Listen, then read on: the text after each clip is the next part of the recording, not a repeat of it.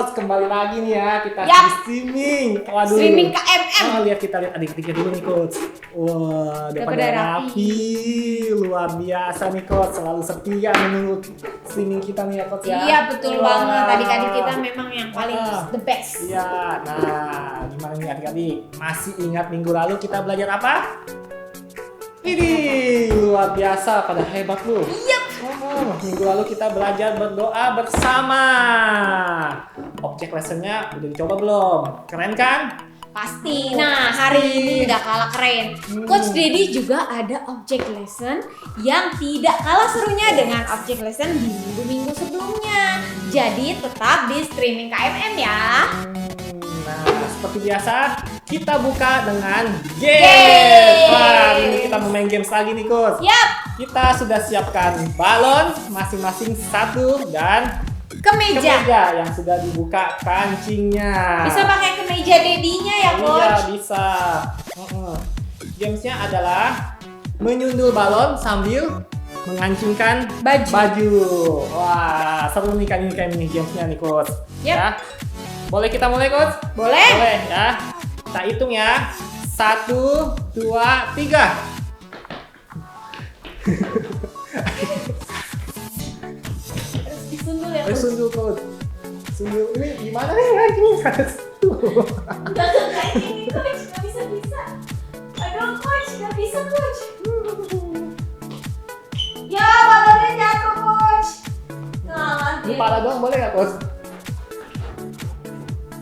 pakai tangan boleh nggak, Coach? Nggak boleh. Diam dulu deh. Suka juga. Oke, berhasil 2 kancing, Coach. Coach ini satu belum nih. Ayo, Coach Dedi. Ayo, Coach Dedi. Main kosongnya udah. Hah? Udah 2, Coach. Kalau semuanya nanti adik-adik nggak seru, dia pengen main juga, Coach. Pasti Satu. adik-adik seru deh kalau coba mainan ini. Ya, adik-adik bisa coba di rumah juga ya. Iya, pakai kemejanya Dedinya atau kemeja Opa juga boleh. Punya Oko juga boleh kok. Iya. Nah, sekarang kita lanjutkan apa, Coach? Praise and worship. Are you ready?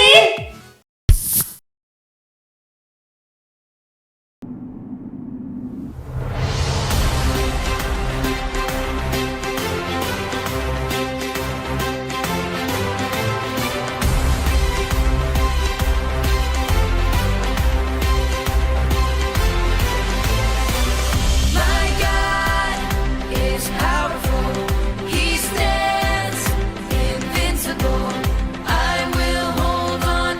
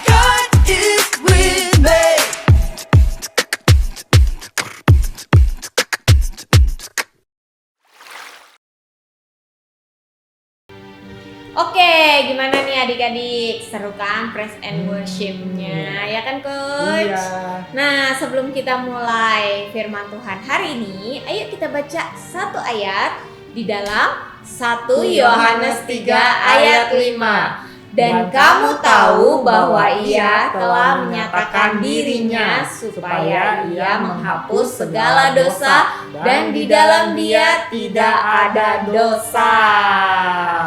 Wah, Ya. luar biasa ya. Tema firman Tuhan hari ini yaitu kematian Yesus menghapus dosa kita. Hari ini Coach akan bercerita tentang raja-raja Israel di mana beberapa raja tidak setia kepada Tuhan. Tetapi gitu. Tuhan selalu dan tetap menolong mereka. Nah, salah satunya adalah Raja Ahaz. Wah, Raja Ahaz, Coach. Sangat jarang diceritakan ya raja ini ya. Iya, Betul. Coach aja baru denger loh. Betul. Raja Ahaz adalah anak dari Raja Yotam dan dia baru berumur 20 tahun waktu dia menjadi raja dan dia memerintah 16 tahun lamanya.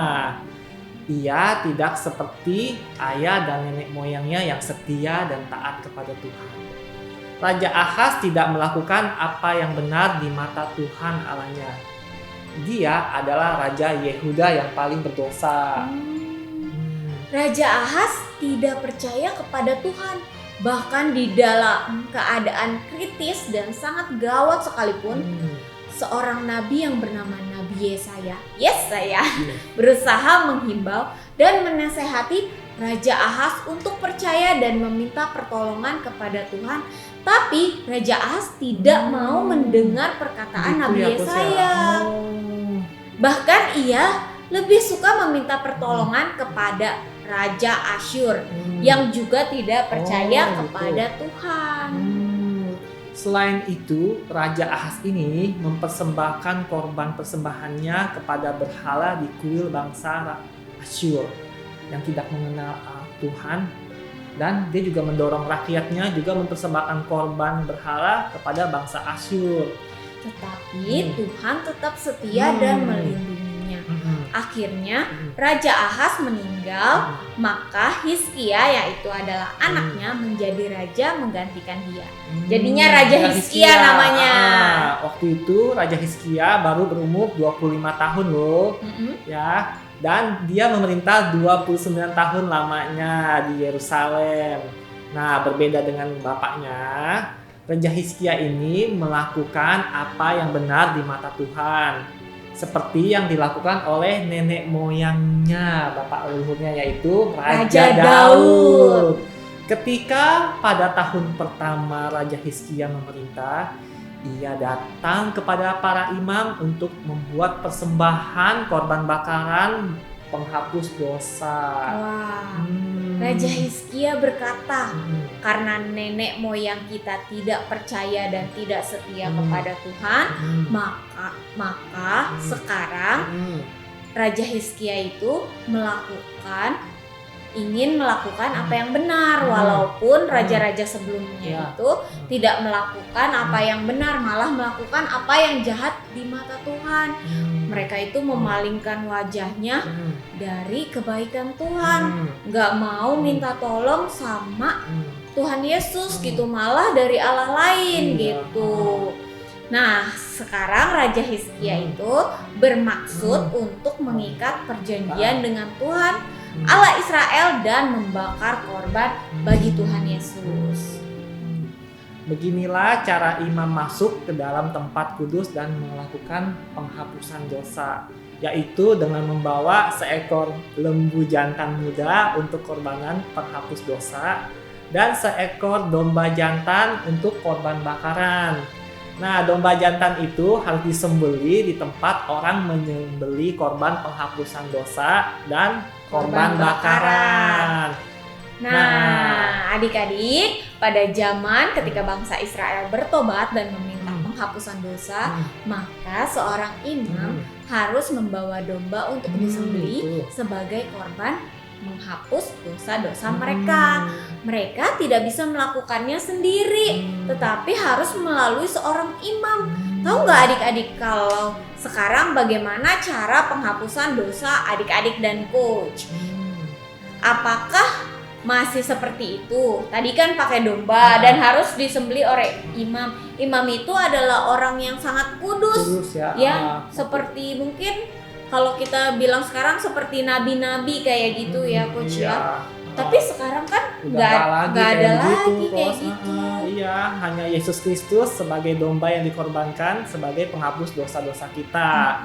Ya, kita tidak lagi memerlukan melalui imam tadi ya, tetapi kita punya imam yang agung, yaitu Yesus Kristus yang telah mati di kayu salib dan dibangkitkan oleh Tuhan. Dan hanya melalui Yesus Kristuslah yang sekaligus menjadi korban bagi penghapusan dosa kita. Nah, ya, sekarang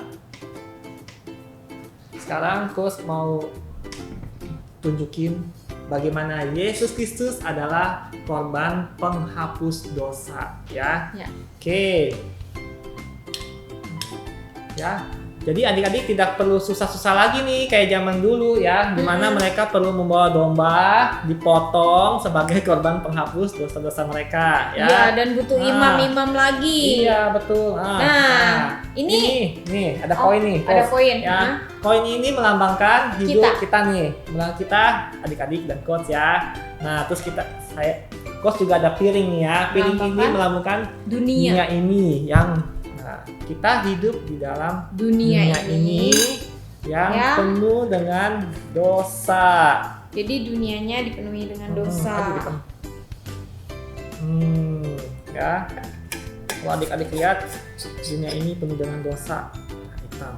Nah, dan Coach juga punya lilin. Nah, lilin ini adalah Yesus Kristus yang adalah Yesus. Terang dunia. Nah, kita taruh ya, Yesus datang ke dunia sebagai terang. Nah, sekarang bagaimana Yesus mengambil, karena Yesus adalah terang dunia, jadi kita nyalakan lilinnya. Bukan hanya terang, wangi juga. Wangi. Nah, sekarang bagaimana Yesus mengambil dan menghapus dosa-dosa dunia ini, termasuk dosa-dosa adik dan coach ya. Iya. Nah, ketika Yesus mati di atas kayu salib, ia menanggung semua dosa-dosa kita dan mengambil dosa-dosa kita. Ya, sekarang kita lihat. Waktu Yesus mati dan dikuburkan, saat dikuburkan, kelihatannya tidak terjadi apa-apa. Coba perhatikan. Nah, lihat nih. Dosa kita diserap nih. Dan diambil semua oleh Yesus sehingga hidup kita menjadi baru. Lihat adik-adik, dosa kita diserap. Luar biasa kan? Wah, itulah cara Yesus menghapus dosa-dosa kita. Hanya Yesus yang berkuasa mengampuni dan menghapus dosa-dosa kita. Dosa-dosa manusia. Kenapa hanya Yesus? Karena memerlukan korban yang sempurna dan tak bercacat. Dan Yesus yang tidak berdosa dibuat menjadi berdosa dengan menanggung dosa-dosa manusia seperti tadi. Adik-adik sudah lihat kan objek lessonnya, semua air kotor itu terserap. Padahal air kotor itu melambangkan dosa kita, semuanya diserap oleh Yesus. Itulah caranya Yesus menghapus dosa kita. Jadi sekali lagi Coach mau mengingatkan, di atas kayu salib Yesus mengambil semua dosa-dosa, pelanggaran dan kutuk-kutuk kita semua. Sehingga Allah Bapa di surga mengampuni dan tidak lagi mengingat-ingat dosa-dosa kita. Semua itu dilakukan Allah Bapa Surgawi bagi kita melalui Yesus. Dan adik-adik hanya perlu percaya aja sama Yesus Kristus. Iya, kuncinya tinggal percaya. Iya, baik adik-adik, sebelum kita akhiri streaming KMM kita, mari kita baca lagi di 1 Yohanes 3 ayat 5. Dan kamu tahu bahwa ia telah menyatakan dirinya supaya ia menghapus segala dosa dan di dalam dia tidak ada dosa. Sekali lagi Coach ya. Oke. Baca sama-sama ya adik-adik. 1, 2, 3. 1 Yohanes 3 ayat 5. Dan kamu tahu bahwa Ia telah menyatakan dirinya supaya Ia menghapus segala dosa dan di dalam Dia tidak ada dosa. Luar biasa kan ya hari ini. Luar ya, biasa firman Tuhan hari ini, benar-benar ya. Ya. Kita tahu kita sudah tidak berdosa lagi karena Tuhan Yesus sangat baik. Nah, Coach Dedi akan doa nih sebagai doa penutup. Oke ya, oke. Kita doa sama-sama ya. Tuhan Yesus, makasih Tuhan atas pengorbananmu di atas kayu salib ya Tuhan. Pengorbananmu itu Tuhan yang menghapuskan segala dosa kita ya Tuhan, segala pelanggaran Tuhan, segala kutuk-kutuk ya Tuhan di dunia ini ya Tuhan. Dan sekarang Engkau tinggal di dalam setiap hati kami ya Tuhan. Engkau tinggal ya Tuhan di dalam kita ya Tuhan. Makasih Tuhan atas hari ini Tuhan, dan sebentar lagi kami akan melakukan aktivitas yang lainnya Tuhan. Engkau yang pimpin ya Tuhan. Terima kasih Tuhan, hanya di dalam nama Tuhan Yesus kami sudah berdoa. Haleluya. Amin. Wah. Seru banget. Iya, seru banget ya. Sampai jumpa adik-adik di Streaming KMM di minggu depan. Tungguin ya di link YouTube yang sama jam 10.15 ya. Dah, Tuhan Yesus memberkati. Happy Sunday.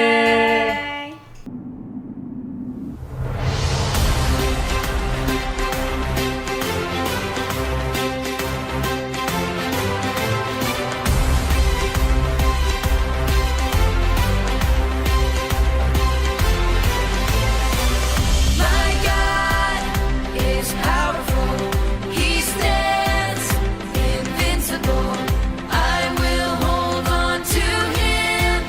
I will hold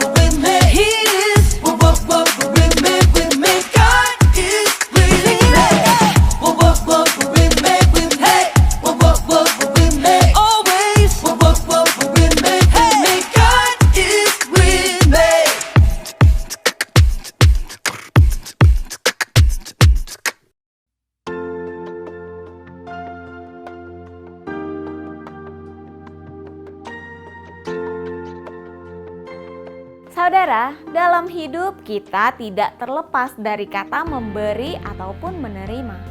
Tetapi hikmat manusia akan berkata bahwa memberi adalah hal yang merugikan. Padahal Tuhan Yesus katakan bahwa memberi adalah baik. Bahkan lebih baik memberi daripada menerima.